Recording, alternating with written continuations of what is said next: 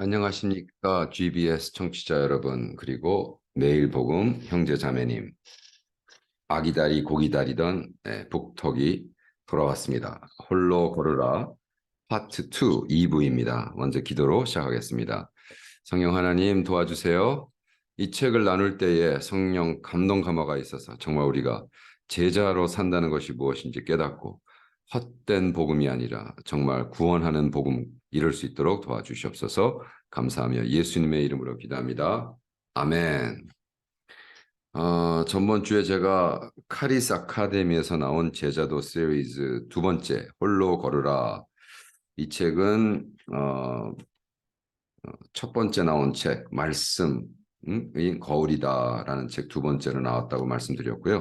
이 책은 이창우 목사님 외 나원규, 이상보, 한규남이 지었습니다. 그래서 우리가 계속해서 말하던 복음과 함께 고난을 받으라, 복음과 함께 고난을 받으라라는 소렌 키어가르 책, 건덕적 강화 제3권, Upbuilding Discourse 3권을 출판을 했고, 이것의 첫 번째 챕터를 이렇게 제자화하는 홀로 걸으라라는 책으로 했습니다. 그래서 제가 전번 주에는 홀로 걷기 그리고 자기 부인에 대한 얘기를 했습니다. 오늘은 삶과 주님과 자기 부인에 대한 삶과를 계속해서 하겠습니다. 생각의 뿌리, 여기서 이렇게 써 있습니다. 그리스도를 따른다는 것, 이것은 지난 시간에 이야기한 것처럼 자기를 부인하는 것을 의미하며 비천한 종의 형체로 그리스도께서 걸었던 같은 길을 걷는 것을 의미합니다. 그분은 모욕을 당하고 버림받고 조롱당하고 세상을 사랑했으나 세상에 의해 사랑받지 못했습니다. 그러므로 이것은 혼자 힘으로 걷는 것을 의미합니다. 자기를 부인하는 중에 이 세상과 이 세상에 속한 모든 것을 포기한 사람은 일반적으로 마음을 사로잡고 유혹했던 모든 관계를 포기합니다. 아멘이십니까? 우리 시대에 이런 방식으로 사는 크리스천이 얼마나 될까요? 주님을 위해 모든 것을 포기한 사람 말입니다. 오히려 모든 것을 포기하기보다는 주님을 이용해 모든 것을 얻으려 합니다. 그래서 제가 주님을 이용해서 모든 것을 얻으려고 하는 이 번영신학이 얼마나 악한 것인가 계속해서 얘기하고 있습니다. 정말 악하죠. 주님은 우리를 위해서 모든 것을 바치고 사랑해 주셨는데, 우리는 그 돌아가신 그분을 이용해서 이 땅에서 더 잘 먹고 잘 살라고 이용했다는 것이 얼마나 악한 것인가. 이것은 세상의 이방인보다 더 악한 것이죠, 사실은. 자, 계속해서 키에크가르드의 글을 연이어 읽어드리면, 영혼에서 주님의 판단은 다릅니다. 당신은 얼마나 많은 재산을 남겨놓았는지 질문받지 않습니다. 그것들은 생존자들이 물어봅니다. 저 영혼에서 당신은 얼마나 많은 전투에서 승리했는지, 얼마나 영리했는지, 얼마나 많은 영향을 끼쳤는지, 즉 당신은 후손들에게 얼마나 명성을 떨쳤는지 질문받지 않습니다. 절대로 아닙니다. 주님은 당신이 세상에서 세속적인 것들을 얼마나 남겨놓았는지 묻지 않습니다. 그러나 당신이 하늘에 얼마나 많은 재물을 모았는지, 얼마나 자주 당신의 마음을 극복했는지, 자신을 얼마나 통제했는지, 아니면 노예가 되었는지, 자기를 부인하면서 얼마나 자신을 이겼는지, 자기를 부인하면서 선을 위하여 얼마나 자주 희생을 했는지, 아니면 그러기를 바라지 않았는지, 당신은 얼마나 자주 자기를 부인하면서 당신의 적을 용서했는지, 7번을 했는지, 아니면 7번씩 70번을 했는지, 자기 부인을 하면서 얼마나 자주 모욕을 견뎌왔는지, 당신을 위해서가 아닌 당신의 이기적 이익을 위해서가 아닌 하나님을 위하여 얼마나 고난을 당했는지 주님께서 당신에게 물을 것입니다. 끔찍한 겁니다. 우리가 천국에 가면 하나님은 그래 뭘 했나, 세상에 얼마큼 남기고 왔나, 재산이 얼마였어, 손자 손녀들에게 3대까지 배 터지게 먹고 돈 남겨놨나 물어보지 않는다는 거죠. 그죠? 오히려 당신은 천국에 얼마나 재물을 쌓았는지, 천국의 상급을 얼마나 쌓았는지, 의미심장한 이야기입니다. 세상 사람들은 기독교를 비판하기를 좋아합니다. 기독교의 윤리는 결국 세상이 말하는 윤리와 다르기 때문입니다. 왜 세상의 것이 다른가? 아브라함이 이것을 증명합니다. 하나님이 이삭을 희생으로 바치려는 순간에 그가 행하는 것에 대한 윤리적 표현은 이렇습니다. 가인과 아브라함은 동일하지 않습니다. 가인은 동생을 죽였죠. 그러나 그것이 아브라함이 이삭을 죽여야 되는 건 동일할 수가 없죠. 그는 이삭을 온 마음을 다해 사랑해야 했기 때문입니다. 하나님이 이삭을 요구했으므로 가능하다면 더욱 이삭을 사랑해야 합니다. 오직 그때만 그를 희생 제물로 드릴 수 있습니다. 왜냐하면 하나님을 향한 그의 사랑과 역설적인 대조를 이루며 그의 행위를 희생으로 만드는 것은 이삭을 향한 이 사랑이기 때문입니다. 사랑이 없이 죽였다면 이 나쁜 새끼, 이 아들놈 내가 죽여버려. 그런 건 살인이야, 살인. 그것은 희생, sacrifice가 아니라는 거죠. 와, 역설적이죠. 그거를 키르크가르드는 이야기하고 있는 거예요.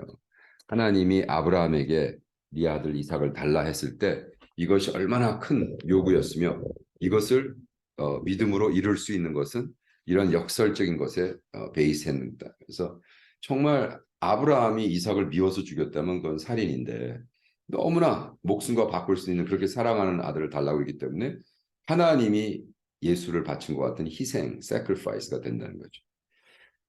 여기에서 이제 우리가 사랑하는 세상에서의 모든 재물 이렇게 했습니다. 부자 청년이 자신이 사랑했던 재물을 포기했다면 그토록 사랑했던 이삭을 포기한 아브라함이 될 수 있는 걸까요? 부자 청년은 재물을 사랑하지만 재물을 지켜야 할 윤리적 의미가 없는 반면 아브라함은 자식을 사랑해야 하는 윤리적 의미가 존재합니다. 이런 점에서 부자 청년은 아브라함의 상황과는 근본적으로 다르다고 말할 수 있습니다. 여기서 참다운 믿음은 체념 후에 나타남을 알 수 있습니다. 그래서 키르케가르드는 계속해서 이 부자 청년 예를 들면서 그가 뭐 다 갖다 팔아도 그의 그 sacrifice는 아브라함과 비교가 되지 않는다. 왜? 아니 재물을 사랑하지만 재물을 지켜야 될 윤리적 의미는 없었다. 그러나 아브라함은 그 아들을 지켜야 될 윤리적 의미가 있는데도 아들을 바쳤다. 그래 고로 아브라함의 sacrifice는 부자 청년 재물을 바치는 거예요. 아예 그냥 더 큰 sacrifice가 아니라 아예 다른 sacrifice라고 이야기합니다. 그래서 키르케고르가 저술한 사랑의 역사 5장에 나오는 내용의 일부인데 기독교가 자기 부인이라고 부르짖는 것에 바로 본질적으로 이중 위험이 내포되어 있습니다. 어떤 이유냐? 첫째는 자신과 싸워야 되는 자신의 내부. 둘째는 이 싸움에서 진전을 보일 경우 인간의 외부에 있는 세상과 싸워야 하는 바깥 세상 바로. 그러니까 먼저 나와 싸우고 그다음에 내가 이기면 세상과 싸우고. 그래서 순수한 인간적인 자기 부인의 생각은 그대가 가진 자기 부인의 욕망과 계획을 포기하면 그대는 높이 평가받고 의롭고 어진 사람으로서 존경을 받을 사랑을 받을 것이다. 그러나 기독교적인 자기 부인의 생각은 다음과 같이 말한다. 그대의 자기 본 위의 욕망과 소망을 버리고 그대의 자의적인 계획이나 목적을 단념하고 진심으로 사심없이 선을 위해 일하라. 와우. 나를 완전히 부인한 사람은 정말로 무슨 계획이나 자의적인 계획, 목적을 가지고. 근데 우리는 그리스도교가 이제는 목적을 가지고 자기를 부인해서 뭔가를 얻고자 하는 이런 것을 자꾸 self-realize. 네가 그래서 너에 있는 make best you 뭐 이런 쓸데없는 말을 한다는 거죠. 진정한 자기 부인은 그러한 조건이 하나도 없는 무조건이라는 거예요. 무조건. 그래서 순수한 하나님을 향한 그래서 참으로 희생하는 자는 단 하나의 요새, 즉 하나님만을 소유하고 있습니다. 그런데도 그는 하나님부터 버림받은 듯이 존재합니다. 왜냐하면 그는 하나님 앞에서 자신이 절대적으로 아무런 공적도 없는 존재라는 것을 이해하고 있기 때문입니다. 와, 키르케가르드가 이제 깊은 글은 이거예요. 당신이 내가 오직 단 한 분, 하나님만을 위해서 내가 희생할 수 있는데, 그러나 사실은 희생하지만 하나님부터 버림받은 존재라. 왜? 그는 하나님 때문에 했다고 그러지만 절대적으로 아무것도 내가 하나님을 위해서 했다는 공적인 이야기를 할 수 없기 때문에. 왜? 모든 것이 하나님한테 왔고 그렇게 하신 것도 하나님이고 그래서 진짜로 유일한 하나님, 솔라 피데뿐만 아니라 솔라 데오 글로리아, 하나님만이 영광을, 솔리 데오 글로리아, 하나님만이 영광 받는 삶이라는 거예요. 아멘이시죠? 그것이 우리 진정한 자기 부인, 주님의 자기 부인. 예수님이 그렇게 십자가를 질 때 부인을 하셨고 우리에게 똑같은 것을 요구하신다는 거예요. 그거는 지금 이창호가 쓴 게 아니라 이창호 목사님이 쓴 게 아니라 복음과 함께 고난을 받으라는 키르케가르드에 나온 첫 번째 챕터에서 그 챕터에서 뭐라고 썼습니까? 그리스도를 따른다는 생각 속에 어떤 의미가 있는지 하면서 고난이 무겁다면 어떻게 짐이 가벼울 수 있는지. 그래서 책에 나옵니다. 오케이. 두 번째, 사과, 제자의 기쁨. 그럼 기쁨은 무엇인가? 무엇보다도 개인적인 야망에서 신앙의 옷을 입혀 자신의 성공 수단을 하나님 이용하는 것입니다. 와, 지금 한국에서 한동안 유명했던 게 고지론이었어요. 고지를 점령해라. 우리 크리스찬들이여 성공하고 넘버 원 되어라. 최고가 되어라. 그래서 오직 목표는 성공밖에 없고 실패는 생각할 수도 없고 우리는 최고가 되어야 된다. 그런 식의 사고방식이 개독교를 낳았잖아요. 부장용을 낳았잖아요. 그래서 이게 무슨 디즈니랜드인지 교회인지 그런 교회 다 잔뜩 지어놓고 최고가 됐는데 결과적으로 젊은이들이 개독교라고 그러고 돌렸잖아요. 먼저 세상에서 최고가 되려 하지 말고 세상에서 십자가를 지고 진리로 고난당하는 데서 최고가 되십시오. 이 길 자체가 고난이기 때문에. 이 길에서 고난을 안 받으려고 노력을 하는 건 정말 너무 힘들다. 왜? 길 자체가 고난인데. 그리고 이 고난 속에 그 아픔 속에 나의 영적인 몸이 만들어지고 있는데. 그 생각의 나무에는 김종국이라는 가수, 여러분 그 러닝맨이라는 게임에 나오는 김종국, 그분이 유튜브 채널이 있어요. 짐 종국, GYM, 그 운동하는 데를 짐이라고 하잖아요. 그래서 김종국이라 하지 않고 짐종국이라는 유튜브 채널을 하는데 구독자가 270만이에요. 그러니까 이 사람은 그냥 1년에 그것만으로 수백만 불 벌어요. 근데 270만이 와서 뭐냐면 원래 키는 컸지만 좀 왜소했거든요. 갈비뼈 있었는데 가수가. 근데 어느 날 운동을 하면서 어유 몸이 완전히 멋있어졌죠. 왜? 그는 그 적절한 강도의 고통을 통해서 그 머슬이 찢어지고 다시 하고 찢어지고 이게 머슬이 근육이 는다는 건 파열시킨 다음에 그것이 다시 치유하면서 이제 늘어나는 거거든요. 그래서 저도 요즘 수영만 했지 운동을 안 해가지고 팔굽혀펴기를 오래 할 때는 여기가 좀 괜찮았는데 요즘 다 없어져서 다시 팔굽혀펴기를 해야 되는데 왜 팔굽혀펴기를 하면은 여기가 등치가 나올까요? 그 고통을 즐기는 수준까지 이르렀다 김정국 씨는. 그래서 영적 근력을 단련하는 과정에서도 고통은 피해갈 수가 없습니다. 인간 내면의 죄성을 거스르면서 그리스도의 길을 걸어야 하기 때문에 고통이 수반될 수밖에 없습니다.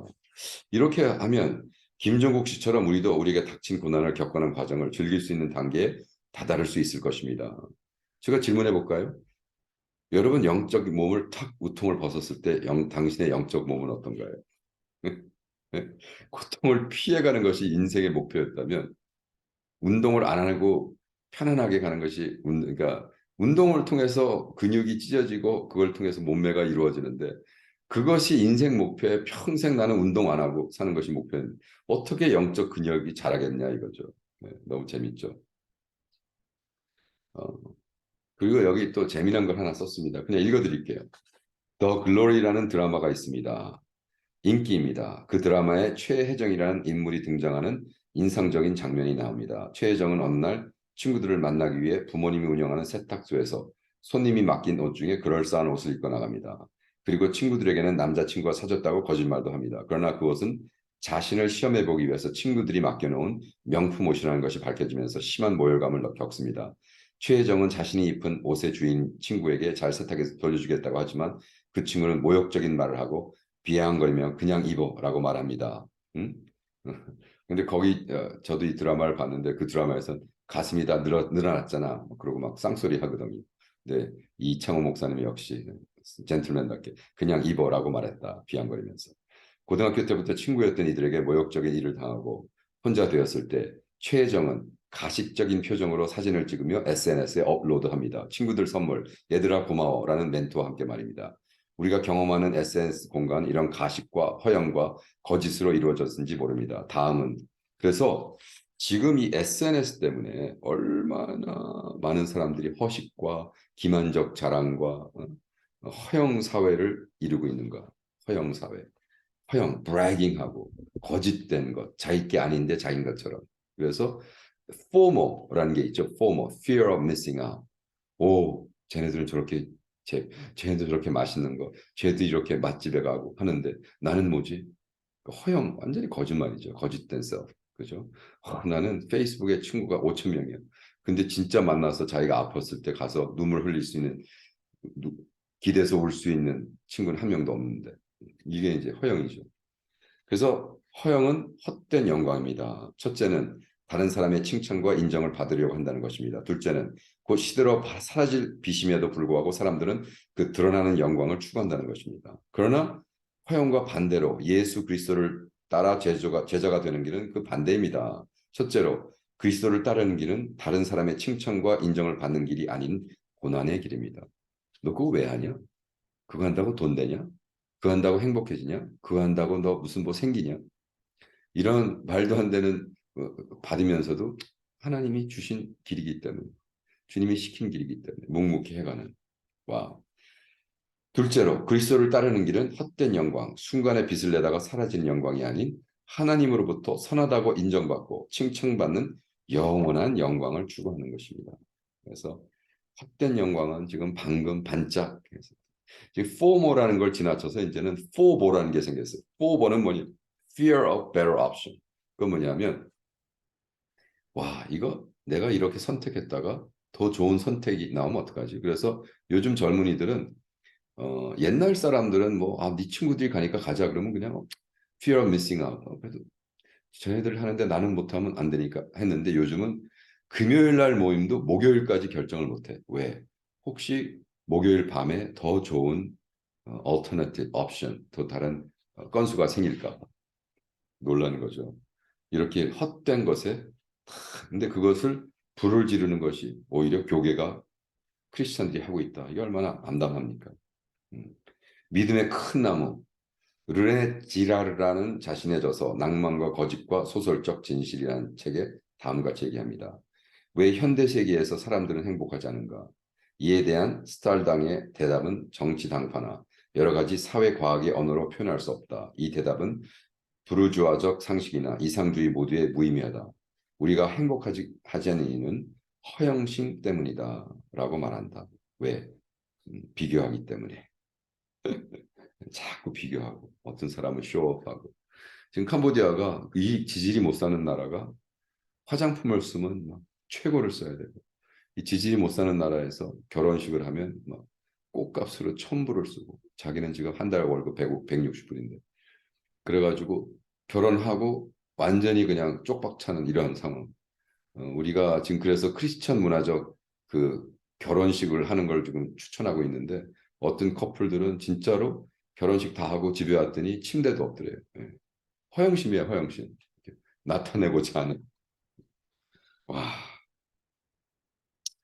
어거스틴은 행복은 오직 하나님 안에 존재하는 것이라고 말합니다. 그리스도를 따르는 길은 고난의 길이지만 그 길만이 하나님이 창조하신 모습대로 살아가는 길이며 그 길만이 우리에게 참된 기쁨을 가져다 주는 길입니다. 이렇게 질문합니다. 믿음의 큰 나무라는 섹션에서 이창호 목사님이 이제까지 당신의 삶은 허영을 추구하는 삶이었습니까? 아니면 그리스도를 따르는 삶이었습니까? 그리스도를 따르는 본받는 삶이었어요? 아니면 예수를 이용해서 복받는 삶이었어요? 이거를 물어보고 있습니다. 다섯 번째로 그리스도의 길. 크리스찬은 주님이 가시는 길을 따라 여행하는 나그네여야 됩니다. 여기서 혹시나 내가 너무 시간이 없어서 못 말할까 봐 먼저 뒤에 걸 얘기합니다. 여러분, 우리가 제자가 먼저 되나요? 크리스찬이 먼저 되나요? 주님이 길인 경우 진리란 현신의 삶입니다. 굉장히 중요해요. 다시 읽어드릴게요. 만약 주님이 길이라면 예수님이 the way라면 진리란 현실의 삶이다. 우리가 사라지고 있는 그죠? 크리스찬의 동일한 길은 반복하는 방법 외에는 없다. 반복. 왜? 예수를 본받아 그를 쫓아가는 제자가 되고 크리스찬이 되는가? 크리스찬이 되고 제자가 되는가? 와, 굉장히 중요하죠. 많은 사람들은요. 내가 우리 이제 교인이 되니까 이렇게 해서 구원받은 사람이 있나. 어떤 미국에 있는 지금 돌아가셨어요. 돌아가신 목사님, 훌륭한 목사님이었는데 그래도 교인이 한 2천 명 되더래요. 그래서 교인이 2천 명 돼서 뭐 등록하고 교회 열심히 오고 하는데 아무리 봐도 구원 못 받은 사람들 같더래요. 그래가지고 그 2천 명 중에 800명을 따로 예배 이거 이제 자기가 그래도 이 사람들은 예수를 믿을 것 같아. 그래서 800명 중에 물어봤대요. 당신이 구원받고 예수를 믿고 제자의 삶을 살고 있는지.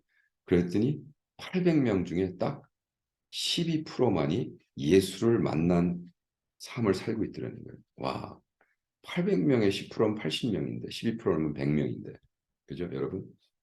2,000명 중에 2,000명 중에 100명, 5%만이 정말 이건 돌아가신 목사님의 간증입니다. 2,000명짜리 교회를 해서 어떻게 보면 유명한 목사였고 LA에서 큰 교회였는데 그 교회 담임 목사가 죽기 전에 고백한 것이 그 교회에서 천국에서 만날 사람 5%였다라는 얘기예요. 예, 왜 예수 교회 나오는지 교회 나와서 복 받으려고 그러고 뭐 잘 되고 자기 막내딸까지 시집 잘 보내려고 그러고 그것이 그냥 비나이다 신령님께 비나이다 물 떠놓고 하던 똑같은 짓을 한 거예요. 그러면 이것이 이민교회 돌아가신 목사님의 고백이라면 5%. 와, 암담하죠. 왜? 크리스천은 주님이 가신 길을 따라 여행하는 나그네 길이어야 되는데 우리는 이 땅에서 잘 먹고 잘 사는 것. 예. 마치 비행장에다가 침대 갖다 놓고 최고로 좋은 김치 냉장고 갖다 놓고 그죠? 우리 나그네가 비행장에다 기차역에다 버스역에다가 자기 개인의 냉장고를 안 갖다 놓잖아요. 왜? 지나치는 건데.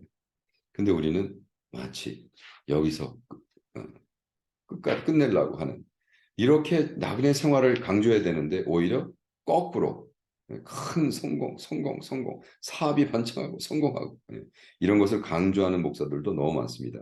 지금 한국 얘기예요. 예수 믿음 모든 것이 만사 형통한다는 것입니다. 하지만 복음과 함께 고난 당해야 되는 삶을 설교하는 설교자는 왜 이렇게 적습니까? 바울은 디모데에게 말합니다.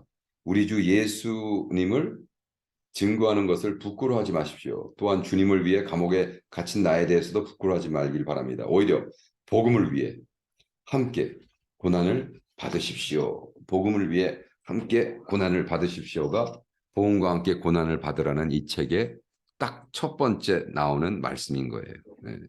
그래서 이 책이 무엇으로 시작하냐면 디모데후서 1장 8절 부끄러워하지 말고 오히려 복음을 위해 복음과 함께 고난을 받으십시오. 그래서 우리 나그네 삶은요, 이 영원한 행복, 천국에 쌓는 거. 할렐루야. 근데 어떻게 내가 경험해보지 못한 본향을 진정으로 사모할 수 있냔 말이에요. 의식이 없는, 상상해 볼 수 없는 그것을 더 나은 것이라 어떻게 인정하겠습니까? 그래서 생각의 나무에서 우리 이창호 목사님이 우리에게 도전합니다. 정말 그렇습니까? 정말 당신 사모합니까?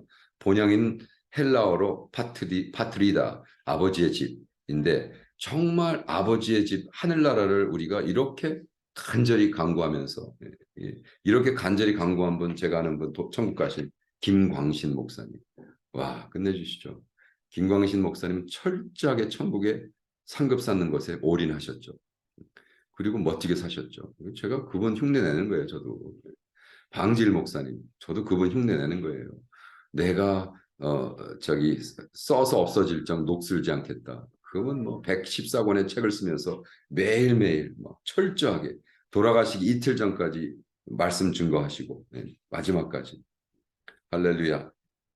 그래서 우리가 사실은 주님 승천과 재림사의 시기를 중간기라고 얘기하는데 이창호 목사님이 이 중간기에는 다 전체가 다 테스트 기간이고 시험을 치르는 기간입니다. 주님이 가신 길을 따라갔는지 이런 의미에서 제자도란 키에르케고르가 말한 반복이다. 누구나 하나님이 가신 길을 그님 하나님 앞에서 반복하는 거다. 제자도가 뭐냐? 그냥 본받아서 따라하면 된다. 우리가 뭐 창조할 필요도 없고 똑똑할 필요도 없고 IQ가 250 될 필요도 없고 무슨 뭐 박사기를 받을 필요도 없고 그냥 그의 삶 속에서 예수가 보여줬던 복이 아니라 십자가를 졌던 그 본을 반복하는 거다. 계속. 와. 그리고 여기에 이창호 목사님이 이렇게 물어봅니다. 생각의 나무에서 네 번째 질문. 뒤돌아가지 못하는 길에 들어선 여행자, 나그네, 타향인이 된다는 사실에 대해 어떻게 생각하십니까? 내 땅, 내 집, 내 일, 내 돈, 내 시간, 내 가족들, 내 관계들 모두 두고 떠나갈 수 있을까요? 와우. 우리가 정말 주님을 쫓고 십자가를 졌다면 어느 날 주님이 말씀하시면 툭툭 털고 아이고 주님이 오려니까 가야지 하고 갈 수 있어야 복된 사람이라는 거예요. 할렐루야. 음? 그래서 크리스찬은 동일한 길을 반복하는 이런 삶. 그래서 우리는 제자가 되고 주님의 제자, 십자가를 크로스베어, 십자가를 진 그리고 주님을 쫓는 이러한 제자가 된다는 겁니다. 할렐루야. 와, 가슴 벅찹니다. 홀로 걸으라. 제자도 시리즈. 이거 이제 영어로 번역할 때는 조금 한국적 예화는 이제 캄보디아 쪽으로 해서 이제 번역해야 되겠지만 중요한 건 이 말씀을 가지고 내가 캄보디아에 있는 캄보디아 장로 신학교 깜장신에서 가르칠 때 이렇게 가르치면 정말 제대로 된 제자가 나오지 않을까. 캄보디아 복음화를 위해서 내가 굶어 죽어도 월급을 안 받아도 하겠다는 사람들이 나오지 않을까 생각합니다. 이 제자도 시리즈는 우리 카리스 아카데미가 어떻게 구성하고 있냐면요. 첫 번째, 기본과 실천을 겸비하기 위한 교재 제자도 시리즈. 기본과 실천. 우리는 그냥 대가리로 믿는, 머리로 믿는 것이 아니라 삶 속에서 체험되는, 그죠? 그랬잖아요. 주님의 길이 경우 진리란 현실의 삶이다. 너무나 멋있는 얘기죠. Truth is lived out. 우리는 사라지는 진리만 말씀할 겁니다. 그래서 첫 번째는 기본 제자도의 기본 말씀의 능력. 그래서 나온 책이 말씀은 거울이라는 책입니다. 말씀은 거울이다. 그리고 실천, 말씀 실천이란 예수님 닮기. 그게 뭐예요? 홀로 걸으라, 홀로 걸으라. 그래서 출판된 거예요. 무슨 말인지 아시죠? 기본과 실천. 그래서 기본은 말씀은 거울이라는 거에서 젊은이들에게 말씀을 가르치고 말씀을 통해서 자신이 바라보고 하남시에서 있는 어떤 그 새롬교회 교인 아버지가 그렇게 죽어도 예수를 안 믿고 이성적으로 뭐 말도 안 된다고 예수 그러던 분이 말씀은 거의다 이 책 보고 완전히 돌아서 예수 믿었다는 거죠. 할렐루야죠. 첫 번째 기본과 실천, 두 번째는 해석과 적용. 그래서 말씀 해석을 위한 사고의 확장, 생각, 뿌리, 머리를 자꾸 생각의 나무를 통해서 막 생각하게 하는 거예요. 우리가 얼마나 중요합니까? 그리고 해석을 적용하는 실천. 그래서 말씀의 근거를 두고 엄청나게 여러분이 열매를 맺을 수 있는 이러한 삶을. 그래서 그 구성이 계속해서 얘기했지만 생각의 뿌리라는 거와 생각의 나무라는 거.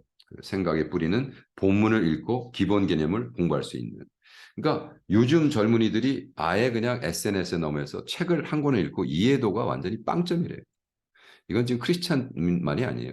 지금 대학을 가르치는 교수들 얘기예요. 대학생들이 왔는데 책을 한 권 주면 읽어도 이해를 못한대요. 이 책을 읽어본 적이 없었어요. 다 SNS, 단 한 줄로만 모든 걸 읽었기 때문에. 그래서 생각의 뿌리는 본문을 읽고 기본 개념을 공부할 수 있는 차원. 그 다음에 모든 사고를 확장하는 생각의 나무는 뭐냐면 문해력을 높이고 사회 문제까지 다양토록 여러 가지 분야에서 하는 거. 그리고 그 말씀 앞에서 자신을 돌아볼 수 있는 이러한 생각의 나무. 그 다음에 이제 적용하기 위한 믿음의 큰 나무. 그래서 세 번째 단어는 믿음의 큰 나무입니다. 이 단원에서는 그동안 나눈 내용을 토대로 일주일 동안 실전한 과제를 도출합니다. 아주 거창한 목표를 설정할 필요가 없고 아주 작은 것이라도 일주일 동안 해낼 수 있는 일들을 생각합니다. 할렐루야. 여러분 이거 기도 많이 해주세요. 또 후원도 좀 해주세요. 이런 책을 번역해서 출판한다. 아이고 이것이 얼마나 많은 비용과 많은 사람들의 시간과 기도와 눈물 나는 노력이 필요합니다. 그러나 이 책자들을 통해서 한국에 있는 젊은이들을 깨우고 영어로 번역돼서 전 세계에 퍼져나가기를 기도합니다. 아멘. 감사합니다. 다음 복독에 뵙겠습니다.